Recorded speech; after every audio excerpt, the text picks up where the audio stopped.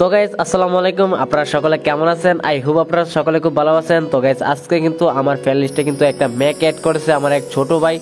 তো গাইজ তাকে আজকে আমার গ্রুপে অ্যাড দিব। অ্যাড দেওয়ার পর তাকে আজকে আমি প্রপোজ করবো। প্রপোজ করার পর দেখবো তার রিয়াকশনটা কিরকম বা সে আমার কথার কি আনসার দেয়। চলুন মূল ভিডিওতে চলে যাই। হ্যালো হ্যালো, হ্যাঁ, আপনার নাম কি? আমার নাম নেহা। নেহা, আপনি আমার সাথে অ্যাড হলেন কি করে?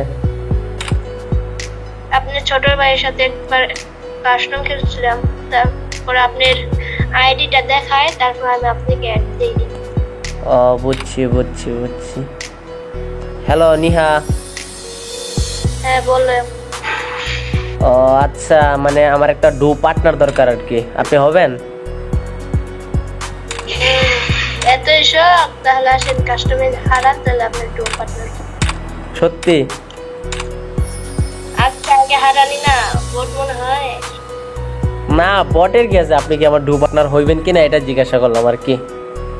আচ্ছা, একটা কাস্টমে হারান, তাহলেই দেখা যাবে। কি এটা কোনো কথা? কাস্টমে কি হারাইতে হইব?